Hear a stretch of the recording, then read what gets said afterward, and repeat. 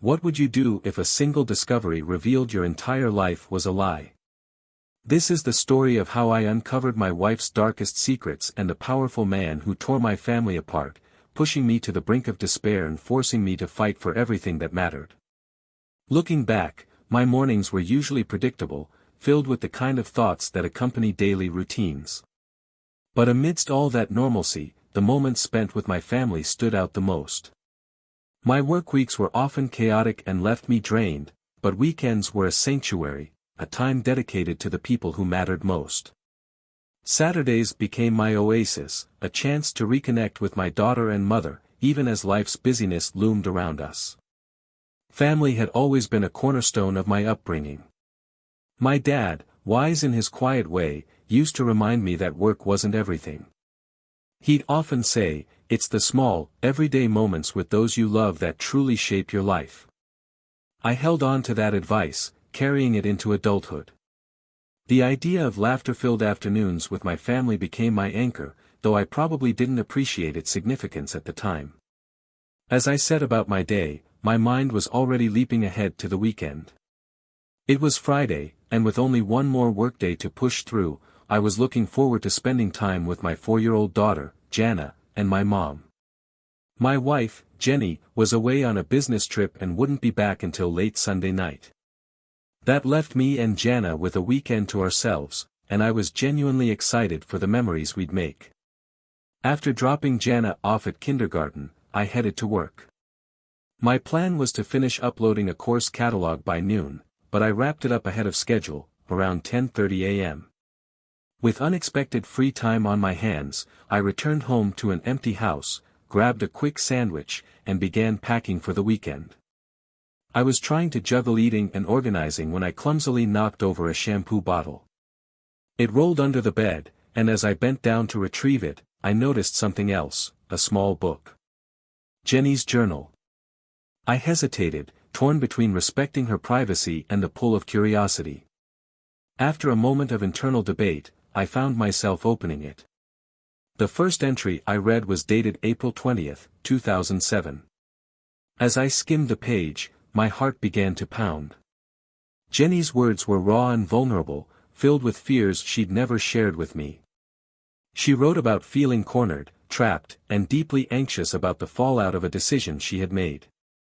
Her boss had accused her of discrepancies in the accounts she managed, implying that she might be responsible for missing funds. He then offered her what seemed like an escape, a new role as his personal assistant, with better pay and more responsibility. My hands trembled as I turned the pages, unable to stop reading. Jenny described how Mr. Butcher, her boss, assured her that the new position would shield her from the financial turmoil she faced. He promised that she wouldn't have to deal with accounts anymore and could slowly repay any discrepancies over time. It sounded like an impossible lifeline, yet she accepted it, hoping to untangle herself from the mess. The honesty in her words was staggering. My mind raced with questions, and I felt as though I'd just stumbled into a part of her life I was never meant to see. Was this the reason she'd been distant at times? Had this burden weighed on her all along? I didn't know what to think, but one thing was certain, my world felt different now, and I wasn't sure how to navigate what I had just uncovered. I leaned back in my chair, struggling to absorb the weight of Jenny's words. She had kept all of this hidden from me, carrying the burden alone. Her journal revealed that Mr. Butcher had orchestrated a plan to account for the missing money, claiming it had been discovered in another account, effectively clearing her name. When Jenny first told me about her promotion, she hadn't mentioned any of this. She wanted to deal with it on her own, without dragging me into the chaos. As I turned the page, the story took an even darker turn. Jenny described her transition into the new position. Her new office was adjacent to a private lounge near Mr. Butcher's own space, a detail that didn't seem particularly odd at first but quickly gained sinister undertones. She began to notice the glances from her coworkers, the way whispers followed her through the office. Rumors swirled about her rapid ascent to this new role, and the environment became increasingly hostile. It wasn't long before Mr. Butcher summoned her to his office to outline her responsibilities. At first, the tasks seemed standard enough for an assistant, organizing schedules, attending meetings, accompanying him to events. But then his expectations took a disturbing turn. He demanded that she adhere to a specific, provocative dress code, shorter skirts, no pantyhose, and no bra. He justified these demands by claiming that her appearance was essential for maintaining the company's image and representing him properly at events. The dread clawed at me as I read further. Mr. Butcher had threatened Jenny outright, making it clear that if she didn't comply, he would dissolve their arrangement and implicate her for the missing money. It was extortion, plain and simple, and Jenny had been caught in his trap. Her words painted a vivid picture of her fear and humiliation. She wrote about the first time she followed his instructions, wearing a revealing outfit to work. The memory of that day was etched painfully into her journal. Mr. Butcher called her into his office and commented on her appearance, a forced compliment that carried a predatory undertone. Then, he went further, checking to ensure she was following his dress code. He asked if she was wearing a bra. She admitted that she wasn't. The words on the page blurred as I tried to keep reading, my chest tightening with every revelation. This was a version of Jenny I didn't recognize, a woman cornered, navigating a nightmare she had been forced into. Jenny described what happened next, a moment that left me feeling physically ill. Mr. Butcher told her to unbutton her blouse. She hesitated, but his expression darkened, and he made it clear she had no choice. Humiliated, she complied, unbuttoning her blouse. But it wasn't enough for him. He demanded more. He told her to lift her skirt to prove she wasn't wearing pantyhose. Jenny wrote about how she hesitated again, but his insistence left her no room to refuse. Shaking with shame, she lifted her skirt, and he simply said, "Beautiful." But then he didn't stop there. He instructed her to keep her skirt raised for a moment longer, prolonging her humiliation, before finally dismissing her with the command to get dressed and go back to work. The enormity of what I had just read hit me like a tidal wave. This wasn't the Jenny I thought I knew, yet the truth was undeniable. She had been trapped, blackmailed, and subjected to humiliation I couldn't even fathom.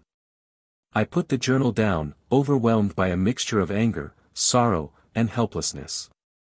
How had she endured this alone? And why hadn't she told me? I struggled to process the words on the page, each sentence feeling heavier than the last. Jenny had endured daily humiliation at work, a torment that only escalated with time.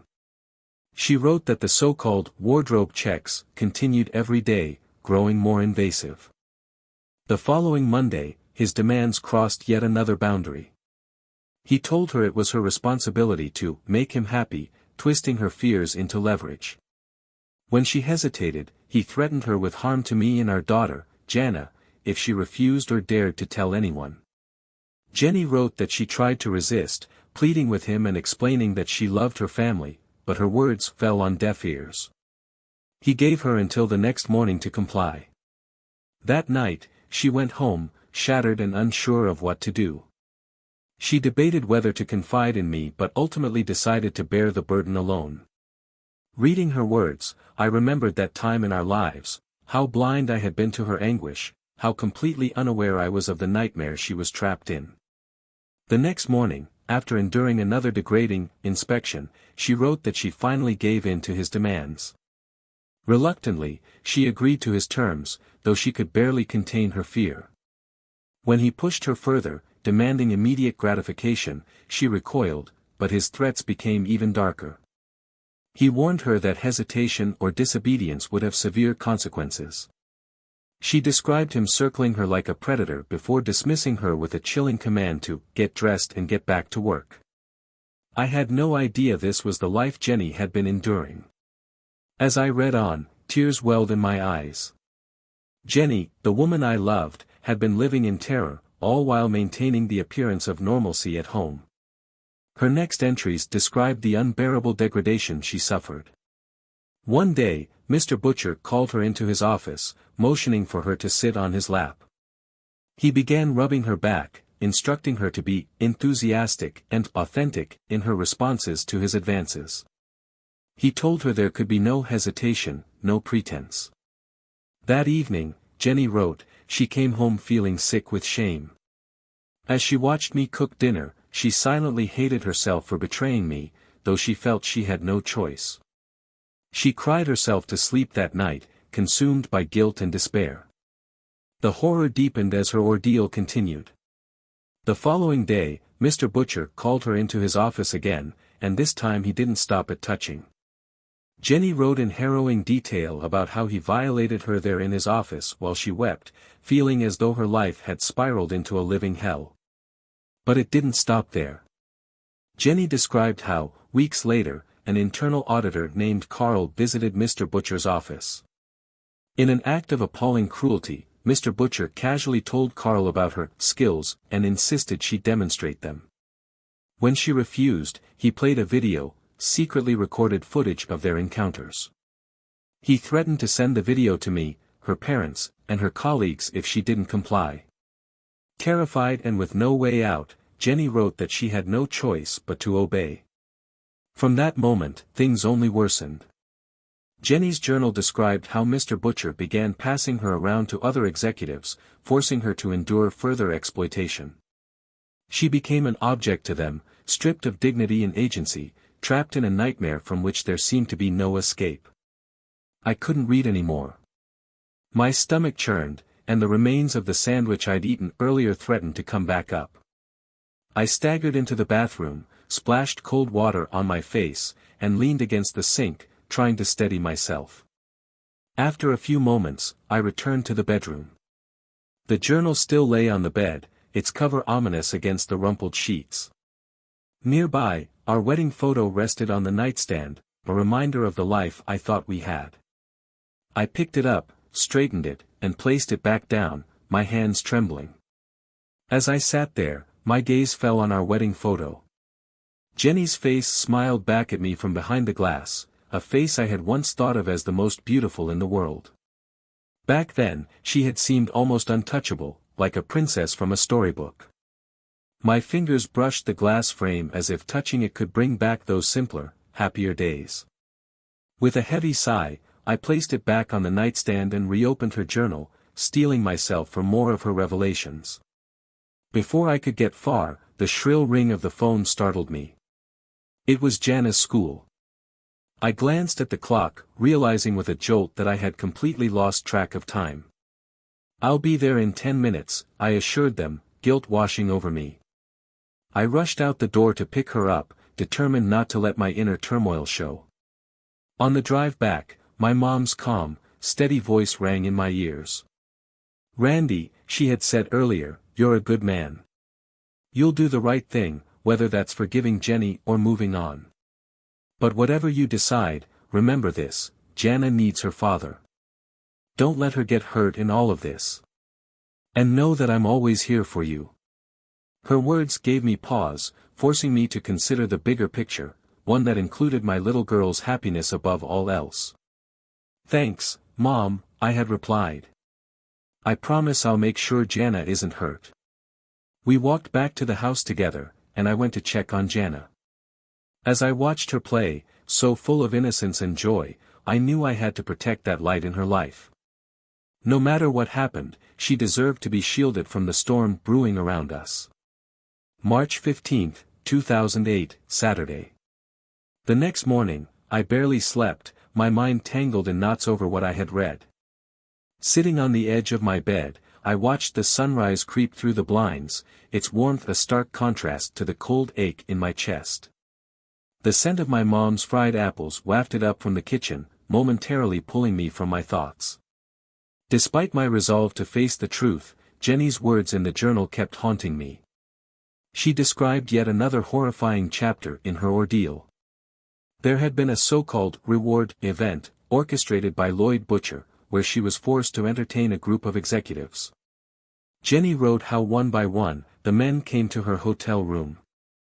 The first demanded intimacy. The second wanted only oral.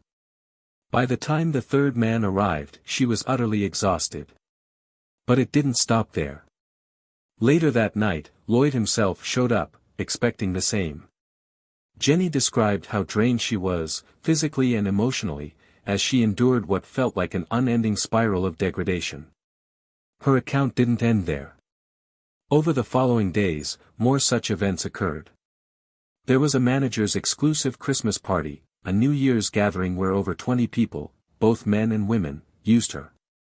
She detailed being forced to entertain clients and even being involved with local law enforcement officials, including the police chief and deputies. Each entry painted a picture of a woman utterly trapped, drowning under the weight of shame and fear, yet unable to escape. Reading her words was almost unbearable. My stomach churned, and I had to stop for a moment, taking deep breaths to steady myself. I splashed cold water on my face, trying to keep the nausea at bay. Then, with trembling hands, I returned to the journal, determined to understand the full scope of what Jenny had endured. March 16, 2008, Sunday. By the time Sunday came, I had made up my mind. I would confront Jenny when she returned. If she lied or refused to tell me the truth, I would take Jana and move in with Mom. Divorce felt too easy, too simple for what she had done to us. And come Monday, I would face Lloyd Butcher. He had taken so much from my family, and I couldn't let it go unanswered. As I closed the journal, another thought crept into my mind. Jenny's past was riddled with betrayals long before we met. She had once dated a man who manipulated and used her, both emotionally and physically, before discarding her. She had been fired from another job because the restaurant owner had been secretly photographing her in the bathroom. Time and again, she had been too trusting, especially with men. I felt a pang of guilt as I realized how little attention I had paid to the warning signs. Hindsight is cruel that way, it shows you the cracks you should have noticed when it's already too late. As we packed up to leave Mom's house that day, she walked us to the car. "Randy," she said softly, "let me know what happens. And whatever you do, don't act recklessly." Her words stayed with me as I drove away, Jana's laughter a bittersweet reminder of what I stood to lose. Jenny sat at the table across from me, her face streaked with tears and mascara. Her voice trembled as she spoke, barely above a whisper. "Now you know. What are you going to do?" I hesitated, the weight of her betrayal and my anger swirling in my mind. "I haven't decided yet," I said carefully, my voice steady despite the storm inside. "But whatever I decide, it'll be big." "Are you going to divorce me?" she asked, her voice breaking. "Like I said, I don't know yet." She let out a bitter laugh, tears streaming down her cheeks. "I'm almost relieved, you know. I never wanted this, Randy. I never wanted to hurt you or Jana. I'm so tired of the lies, the control, and all of it. I just want to go back to being a normal mom." Her gaze dropped to her lap, and she added softly, "I'm sorry, Randy. For everything." I stared at her, feeling a strange mixture of anger, pity, and exhaustion. "Jenny," I began, my voice firm, "I don't think there's anything you can say now. You've lied for months. You abandoned Jana and me for your so-called clients." She flinched, but I pressed on. "No, Jenny, there's no us anymore. That ended the moment you chose this life over your family, the moment you got on your knees for Butcher." She let out a wail and collapsed onto the couch, sobbing uncontrollably. For a moment, I just stood there, watching the woman I once loved crumble before me. Then, after a deep breath, I added, "And speaking of Butcher, I'm going with you on Monday. I'll deal with him myself." Monday morning. We arrived at her office building. As soon as we walked in, I felt a surge of adrenaline. "We'll get past the guard," I said sharply, "but this ends today." Jenny nodded but didn't look at me. Once inside, she hurried toward her office while I stormed down the hall, heading straight for Butcher's door. I didn't knock. I threw it open, ready to confront him, to strike him down for everything he'd done to my family. But I didn't get far. Something massive grabbed me by the neck and slammed me to the ground. Pain shot through my body as a hulking security guard pinned me down. Another guard gripped my head, immobilizing me completely. I thrashed, but it was useless. Then I heard a familiar, smug voice. "I've been expecting you," Butcher said, leaning over me with a grin that made my blood boil. "The guard at the front desk gave me a call as soon as you walked in." He gestured to the men restraining me. "These two are my personal guards. They're loyal to me and only me. And they're more than willing to break your neck if I say the word." Despite my rage, I couldn't move. The guards tightened their grip, forcing me to endure Butcher's gloating. Later. When I woke up, I was in a hospital bed. My body ached, my arm was in a cast, and one of my eyes was swollen shut. I felt a dull, numbing pain in my ribs and struggled to process where I was. That's when the chief of police walked in, his polished shoes clicking against the floor. He gave me a wide, insincere smile. "How are you feeling, Mr. Brooks?" I didn't respond. My throat was dry, and I was too disoriented to speak. The chief leaned closer, lowering his voice to a conspiratorial tone. "We found your car in a ditch. Looked like you swerved to miss a deer. That's the official story, of course. But we both know better, don't we?" I froze, unable to comprehend what he meant. He smirked. "Lloyd Butcher is my brother-in-law. He's helped me out in a lot of ways. Let's just say he called me about your fall down the stairs. I made sure you didn't cause him any more trouble. That's why your car ended up off the road." My mind reeled. This wasn't just Butcher's cruelty, it was a system, a network of corruption that I had unwittingly stepped into. Back home. I eventually returned home, broken and defeated. Around 6 o'clock, Jenny walked into the living room. Behind her were the two guards who had beaten me and, moments later, Butcher himself. He carried a small gift bag and set it down beside me. "It's a get-well gift," he said, grinning. "A few DVDs to keep you entertained while you recover. I know you'll enjoy them as much as we enjoyed making them." Jenny stood nearby, her eyes glued to the floor. Butcher barked, "Jenny, get him something to drink and stay in the kitchen until I call you." She obeyed without a word, leaving me alone with Butcher and his men. He leaned in close, his tone mockingly friendly. "Here's how this works, Randy. You stay quiet, and your life goes on. 'Cause trouble, and, well, you've seen what I can do." With that, he patted me on the head like a child and left with his guards. Later that night. An hour later, Jenny returned. She looked stunning, as she always did, but there was a deep sadness in her eyes. She stood by the door, hesitant. "I have to go," she said quietly. "I don't know when I'll be back. Randy, I'm so sorry. For everything." And just like that, she was gone. I never imagined our lives would unravel like this.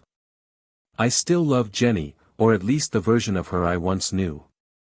I didn't want to see her hurt, but that love had been warped by betrayal and bitterness. One evening, she approached me, her face etched with exhaustion and regret. "I'll try to make a deal with Lloyd," she said quietly, "so you can take Jana and leave. Please don't do anything until I see what I can work out. I don't want them to hurt you again." Her words were heavy, but I could barely process them. My focus was already on the revenge I was planning. "What did you mean by that?" she asked, hesitant, but I didn't respond. I simply stared at her, my silence speaking volumes. She left shortly after, leaving the house eerily quiet again. April 28, 2008, Monday. I spent my days methodically charting her patterns. Jenny rarely came home before dawn anymore. When she did, she'd collapse into bed, fully dressed, her face pale and weary. I knew she was suffering too, trapped in the toxic web that Lloyd Butcher had spun around her. But my anger drowned out any sympathy I might have felt. She had chosen this life, willingly or not, over her family. Any chance of forgiveness had long since disappeared. I lay awake that Monday morning, replaying my plan in my mind. It was perfect. Once everything was set in motion, I'd be free of Jenny in the nightmare she had brought into our lives. Lloyd and everyone else who had exploited her would pay for the damage they caused, and I could take Jana to start over somewhere far away. I made a call that morning, the first step in dismantling the life that had taken everything from me. May 7, 2008, Wednesday. Jenny returned home looking more disheveled than ever. Her hair was unkempt, her makeup smeared, and her clothes wrinkled. It wasn't the first time she'd looked this way. Whether she had been drinking, crying, or simply too exhausted to care, I couldn't say. It didn't matter anymore. I kept up my facade as the supportive, oblivious husband, careful not to let any cracks show. Another misstep could land me back in the hospital, or worse. She muttered a soft, "good night," before heading to bed. I didn't respond, watching as she disappeared into the bedroom. This version of Jenny, a shadow of the woman I married, had become the norm. December 25, 2008, Thursday. The summer and fall passed in a blur. Jenny continued working harder than ever, often gone for days at a time. Each time she returned, she looked thinner and more worn, as if the weight of her choices was physically consuming her. Our interactions were brief, mostly limited to moments when she and Jana spent time together. Even then, her smiles were fleeting, unable to mask the pain beneath. That Christmas was somber. Jana, ever the bright spot in my life, lit up with joy as she opened her new Barbie dolls and accessories.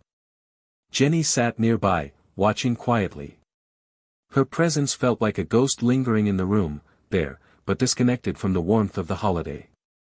We barely spoke, but that had become our norm. I was biding my time, waiting for my plan to unfold. Soon, I thought. Soon, this nightmare would end. January 14, 2009, Wednesday.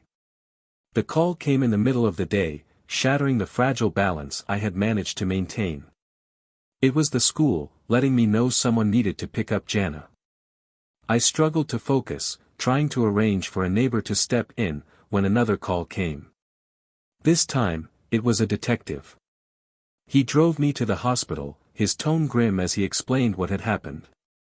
"Mr. Brooks," he began carefully, "your wife's boss attacked her at her desk. Witnesses say he struck her repeatedly with a heavy object before others managed to pull him off. She never regained consciousness and passed away on the way to the hospital." The words hit me like a freight train. My hands trembled as I tried to make sense of what he had just said. "We're investigating the motive," he continued, his voice distant in my ears, "but right now, we don't have much to go on." Jenny was gone. I sat in silence during the ride home, my thoughts a chaotic tangle of anger, guilt, and disbelief. She was out of my life now, but not in the way I had planned.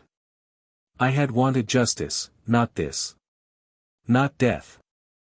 As much as I had grown to resent her, I couldn't shake the heavy weight of loss pressing down on me.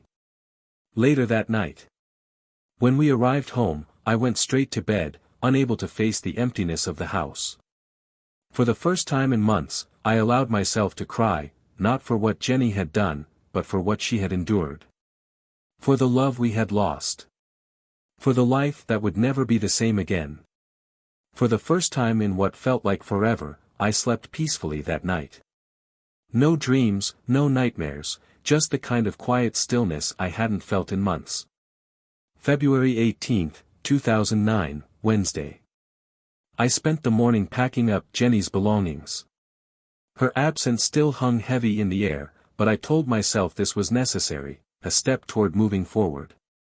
As I sifted through her things, I came across her journal again.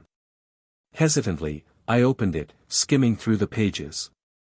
I wasn't sure what I was looking for, perhaps some mention of Butcher or the lies that had consumed our lives. But all I found were more entries about her affairs, each one like a fresh wound. I couldn't stomach keeping it in the house any longer. Pulling out Detective Archer's card, I dialed his number. "Detective Archer here," he answered, his tone brisk but calm. "This is Randy Brooks," I said. "I have some things you might want to see." When we met, I handed over Jenny's journal along with a few DVDs I'd found, evidence that left no room for doubt about the depths of her involvement with Butcher and others. Archer flipped through the journal, his expression shifting as he realized the magnitude of what it contained. "This is significant," he said, his voice careful. "We can use this, but you'll still need to be tested." "Tested?" I asked, confused. "For STDs," he clarified. "It's standard procedure in cases like this, given the evidence you've provided." I nodded numbly.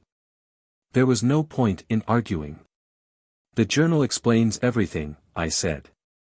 "I confronted Butcher before, but it landed me in the hospital. After that, I kept quiet. I couldn't risk Jana being hurt." Archer's brow furrowed. "Did Jenny threaten Jana?" "No," I replied. "Butcher did. He said if I told anyone, Jana would pay the price. I couldn't take that chance." Archer looked at me, his eyes heavy with understanding. "You did what you had to do," he said. "We'll take it from here." Later that evening, I sat with my mom, recounting the past year in halting fragments. She listened quietly, her face etched with concern. "What you've been through must have been hell," she said, placing a hand on my shoulder. "But I'm glad you protected Jana. You did the right thing." I hated myself for staying silent, I admitted. But it wasn't over. There's still more to come. In the weeks that followed, more revelations surfaced. The investigation into Thompson's management uncovered that nearly all of the executives tested positive for an STI, including Butcher. The company shut down the local branch, citing criminal activity as they laid off the remaining staff. One small relief amidst the chaos was that Jana and I had not been infected. I clung to that knowledge, a rare glimmer of positivity in an otherwise dark time. March 12, 2009, Thursday. That morning, I received a call from my insurance company. Jenny's life insurance claim had been settled, and I could pick up the check on Monday. The policy named Jana as the beneficiary, amounting to $1 million, a bittersweet outcome that would ensure her future was secure. The next day, I met with a local attorney who encouraged me to pursue a wrongful death lawsuit against Thompson. He laid out a strong legal interpretation, explaining that the company's negligence had directly contributed to Jenny's death. "You've got a solid case," he assured me. I didn't know much about the legal system, but I told him to move forward. Months later, we reached a settlement. Thompson agreed to pay $1.5 million, a portion of which went to my attorney. As we left the courthouse, he smiled and said, "This is going to set the tone for the other 411 lawsuits we're handling. We should see strong outcomes across the board." I didn't care much about the money, it wouldn't bring Jenny back, and it wouldn't erase the pain. But it felt like some semblance of justice, proof that her suffering hadn't been entirely in vain. In the end, the financial settlements gave Jana and me the chance to rebuild.